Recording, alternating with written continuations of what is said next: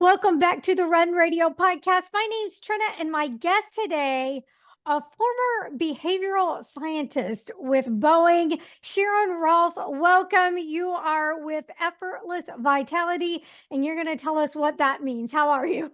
Okay, I'm good. I hope the sound comes across fine. So Yeah, we'll give it a try. Technology sometimes goes against us, but we're going to try to work with it today. So tell me, first of all, what it was like working at Boeing and being a behavioral scientist. well, I didn't get to use my degree directly, other than I mainly use it to empower people.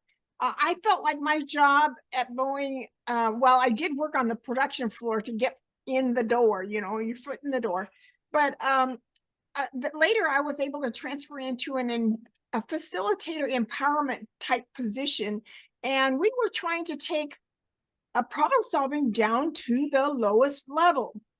And some of it was happening naturally, but to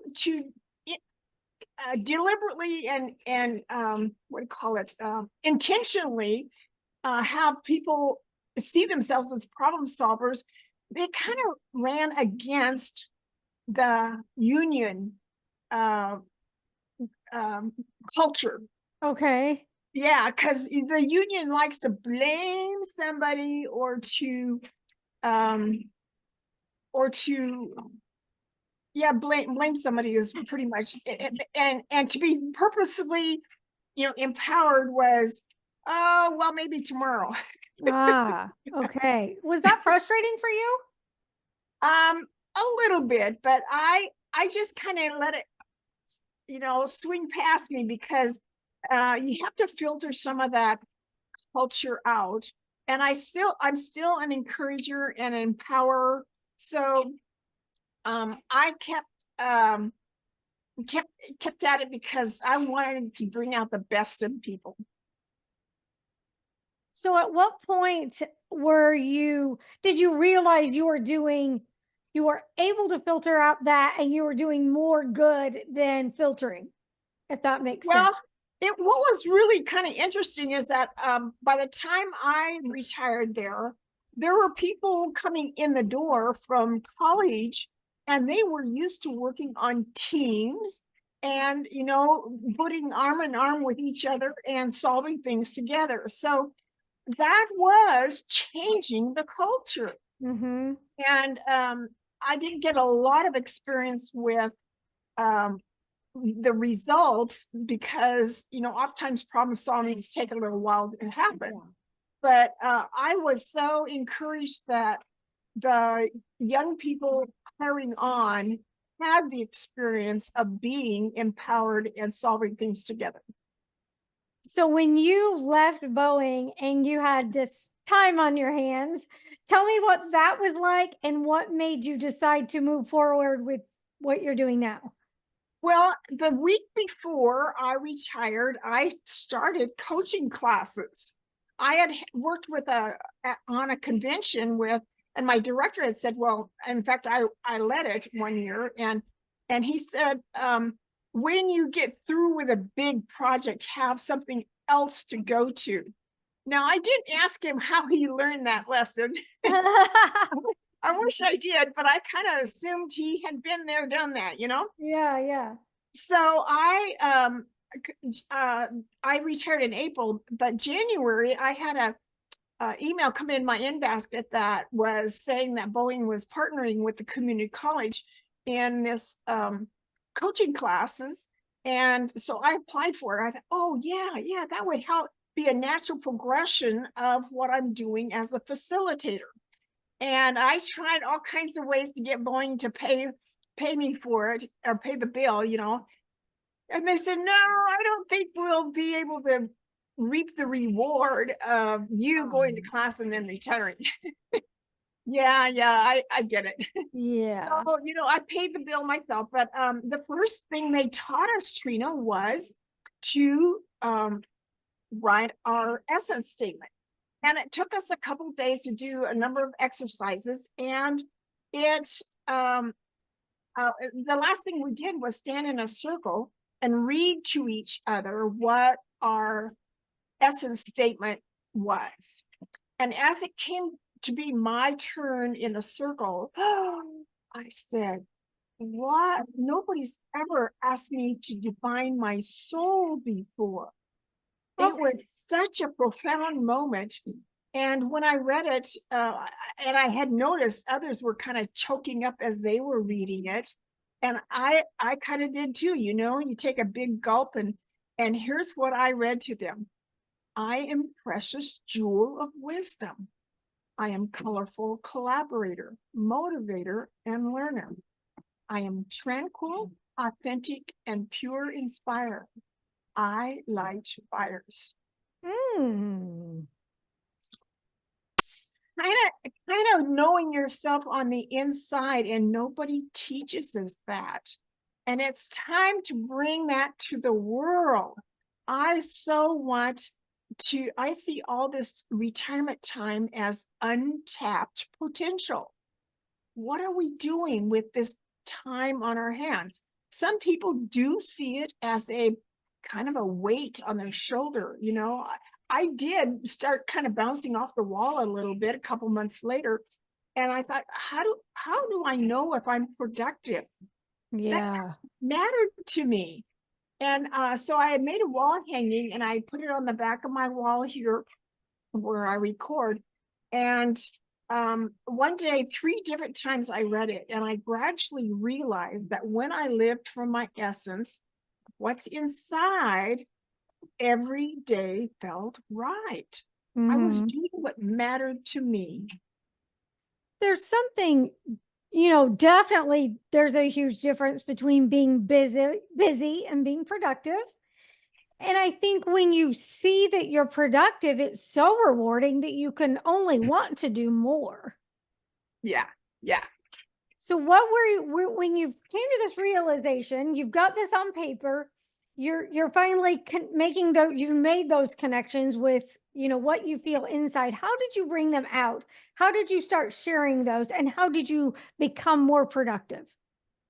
Well, in fact, doing my podcasting, I did start, I did 53 podcasts. About that same time, Trina, I had also been given, took a profile. You know, I kind of like profiles because they help me understand myself, but you know, how we're different.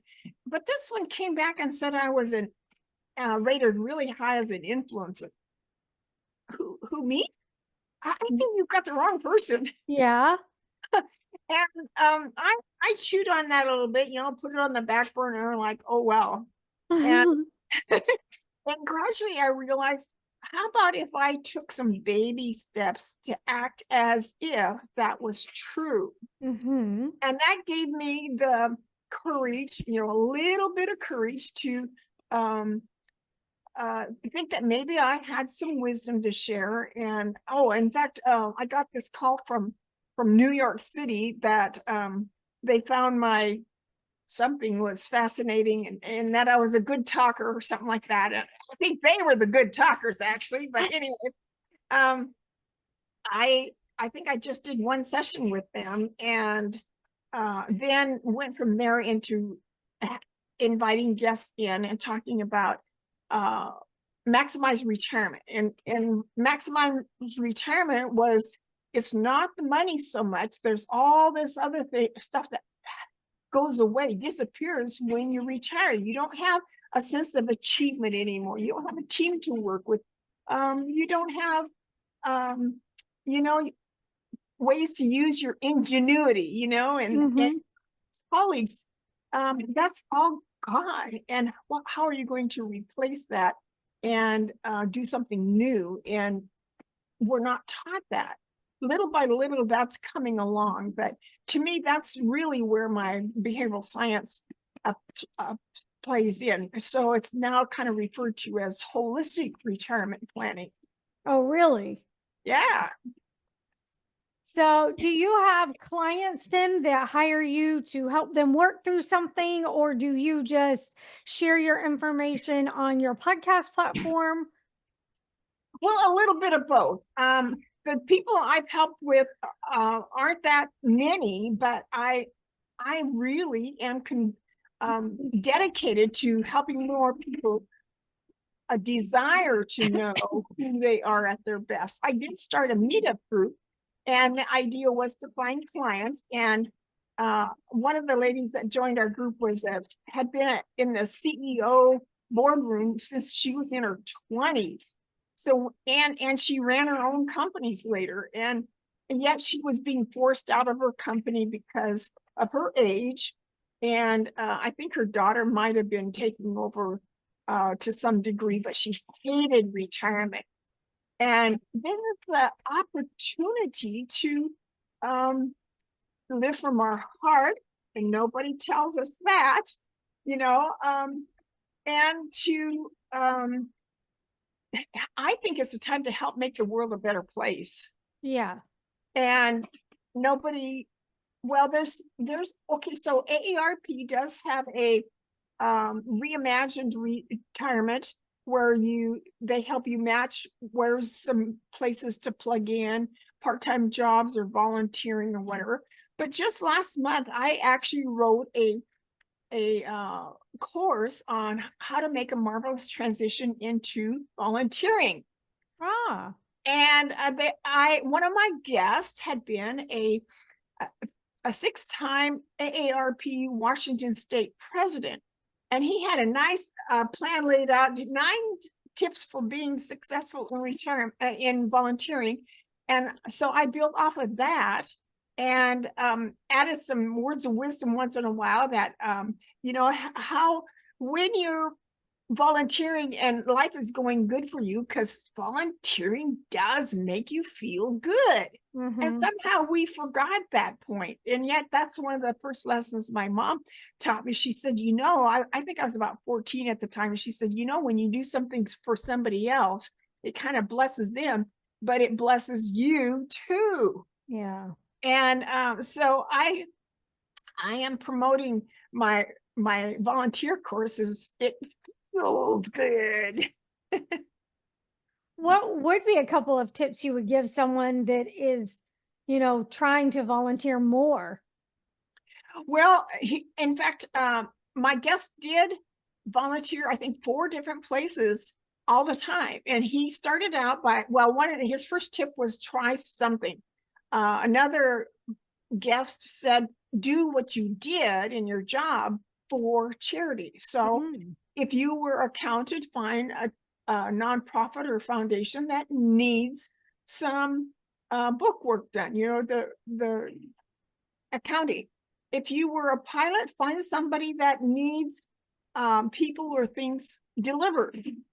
And that's an easy transition. But if you're like a truck driver, it may not be so easy to find somebody that needs stuff delivered. And yet I work around the corner here once a week at the food bank. There is such an army of people putting on, getting food out to people. They serve between 600 and 800 people a week. And to be a part of that army feels pretty good, because you don't see very many people grumbling, when you're volunteering. Right. But that is a very significant point, because my guest has said that if they don't train you, move on, because otherwise you're floundering there with hoping you're doing the right thing, and they're not respecting you if they're not also training you first. Yeah. But one of his last tips was where he told a story of he would go into assisted living places and check to make sure that people were getting their needs met. And he found this lady that wasn't eating in the dining room. And the reason she wasn't was because she didn't have any teeth. Oh. Nobody had helped her get dentures. And so she was eating in a room alone. So that's loneliness and isolation. She wasn't getting out and mingling with her neighbors and other people. And it was like he totally changed her life when she was able to get dentures and then eat in the regular dining room. And he felt like he had made such a difference in her life. And what a great feeling that is. Yeah. So I saw that yesterday you had a workshop. It was called the hot seat about belonging. Yes, yes. So what was that about? Tell me. Well, I actually have I've been going 9 months now where the community is called Loneliness to Resilience. Um, how did you become lonely? How'd you get there? You know, what was the circumstances so you can be aware of it, that if that happens again, you need to change things. But um I figured that loneliness to resilience is getting into a healthy mindset, and that you're able to pick yourself back up and make some new choices. And I thought, well, beyond that, I think the next step would be to resilience to belonging. And actually, yesterday we talked a little bit more about another step beyond that, which is community. There's starting to be quite some interesting discussions happening online around community, and that people want more of a tribe. You don't want money isn't satisfying like it used to do when I was in my job, you know, Yeah. but you accomplish more, like the new people coming into bowling and working on a team. That team becomes your tribe, and you're covering each other's back. You're rooting for each other. You're helping people from making a mistake, maybe, or going the wrong direction. But Yeah. you're looking after each other.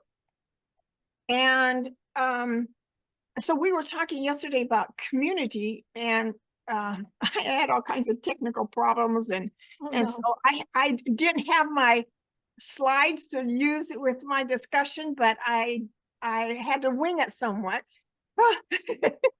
But we need to get back into being together. And in fact, I started that membership community with in mind that I had read our Surgeon General's book together, and yet it's about loneliness. And he came to the United States when he was like 2 or 3 years old from India, and all the transitions he had to go through as he became a doctor. I believe his dad was a doctor also, but he actually called feeling invisible a type of loneliness. Hmm. I was shocked because I had felt invisible my whole career. Really? Way down deep in my gut, I felt invisible. Oh, goodness. And how many people feel invisible? You know, Yeah. young people do, especially when nobody listens to you and, you know, Right. interested in you. Um, Hmm. let's see.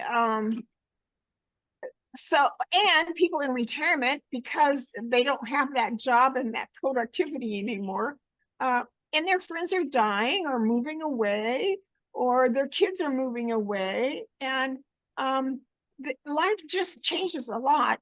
And that isolation that we went through the pandemic, we need to recover from that. Yeah. The world needs healing, and Now, I'm stepping up for that. and that's fantastic. And I know that you're reaching out to an age demographic that you can really relate to. But do you notice this happening also with the younger age groups too? Well, I'm not around younger people very much, but I have been on some podcasts, and I can tell by their comments afterwards that they really got a lot out of it. Yeah. And I, I, in fact, there's a little girl down the street. She's only maybe 18 months. Well, she's walking, so I don't know how old she, but she likes me. I'm so tickled she likes me. Oh, But and that's too young maybe, but the whole idea that loneliness is a individual experience. Resilience is often, in fact, I had moved to from Seattle area to Tampa, Florida with my job, and at my goodbye party, my best friend said she didn't know anybody that was as resilient as me. Really? Really? So to me, both of those are kind of inside circumstances, where when you get to belonging, now you're reaching out with a group of people. You're either celebrating with them or you're going through tough times together, but you're in it together. And then community, I don't know that businesses are seeing themselves as the community. That would probably talk about the whole company, not just a team that you're working on. But there is such a difference with the creativity and productivity and people staying at their jobs when they have belonging and community. And AI cannot replace that. No, for sure.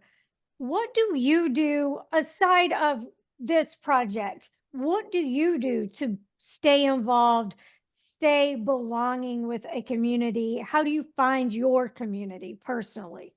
Well, personally, I go to church most every week, and I'm not sure it's growing me that much, but I've started being aware that I am not as involved as I could be. Mm-hmm. I did do a talk for them last November. Our seniors ministry was just getting launched, actually, so I felt pretty good about being the first speaker. But the familiar faces there, and we have a little brunch in between the services, and so I usually chat with people there. But I'm trying to be more deliberate about talking to people. Like a week ago, there's this couple that I often see walking around town. They're just such a vibrant couple, and I'm pretty sure they're in their 80s, and they had both been professionals. So I saw them sitting. Oh, they had announced that it was their anniversary. So I decided to chat with them at the table, and here they've been all over the world. Oh, The only country they haven't been to is Antarctica, and the wife doesn't like the cold. So I was telling her, we were comparing notes a little bit on some trips that I've taken too. So as I parted, she says, now I'm going to be watching for you to, when you're going to be a speaker on cruise ships. there you go. That's a great idea. So are you going to do it? Well, just last Saturday, I had heard about a speaking class on a cruise ship. And as I woke up, I said, okay, Sharon, because I'm trying to get myself to have more joy every day. Make that a priority. It's tough to do, but Yeah. I'm trying to.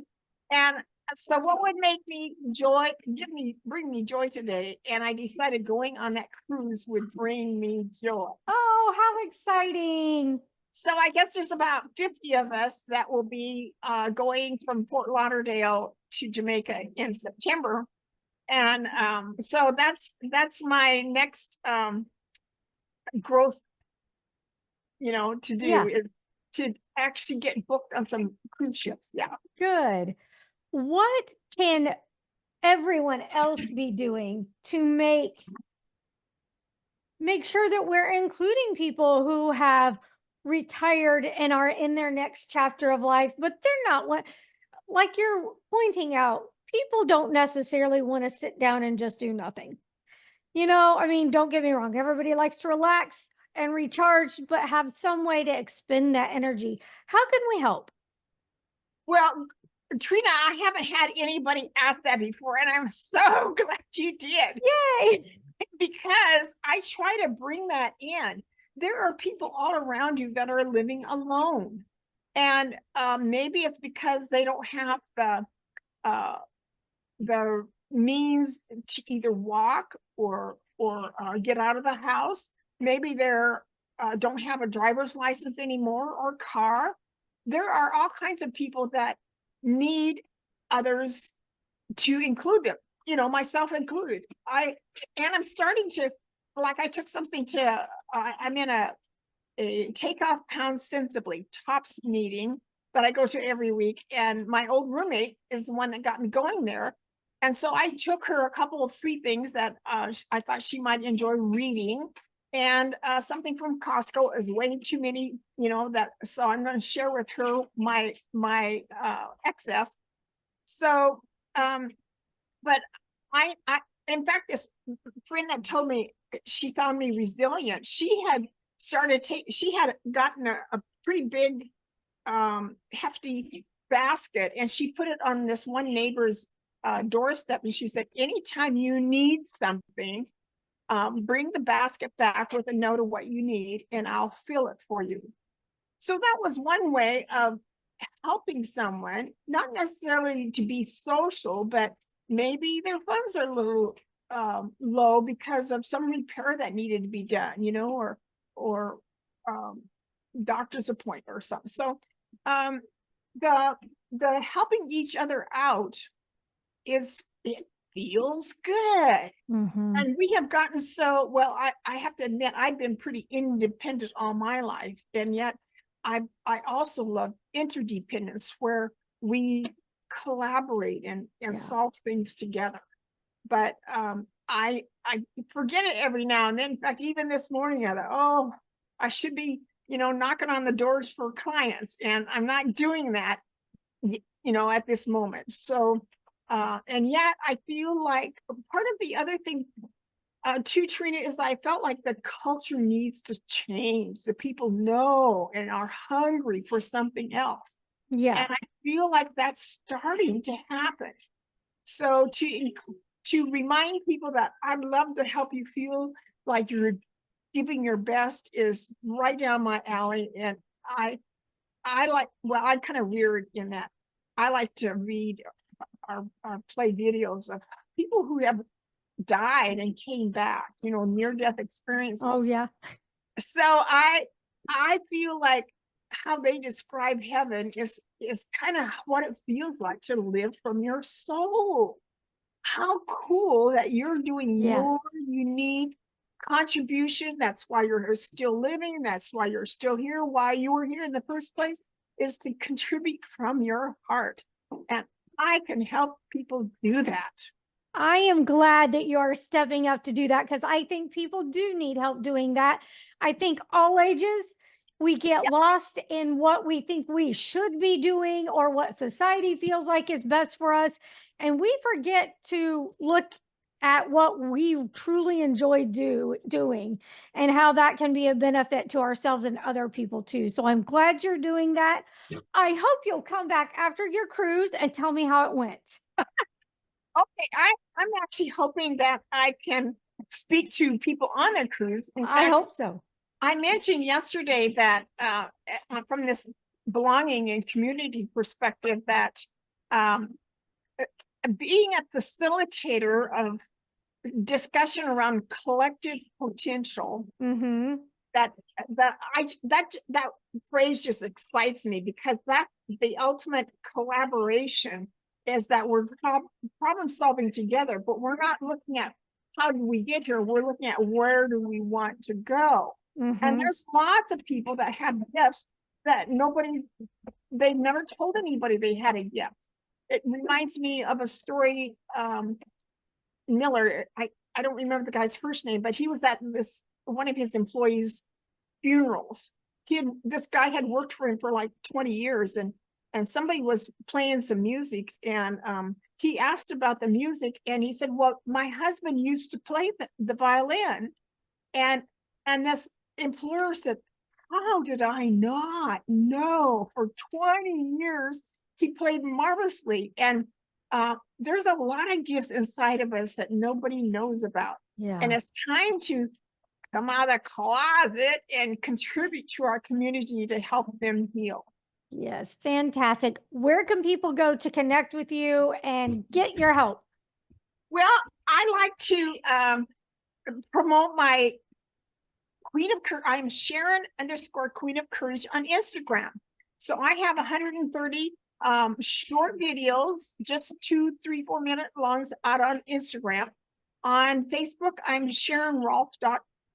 Sharon Rolph, period. But I have a couple other pages, like one for Effortless Vitality and a Retirement Well-Being. And I do have a website, SharonRolph.com.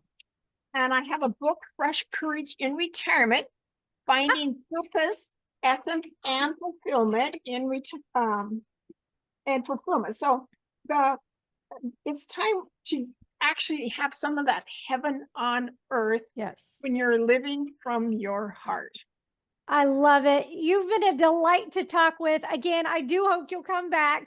Enjoy every day that you are working towards enlightening others. I appreciate it so much. Thank you, Trina. I was honored to be here. Thank you so much. And be sure you're following along. Link over to watch the Run Radio podcast on whichever platform you prefer. Link over from runradio.net.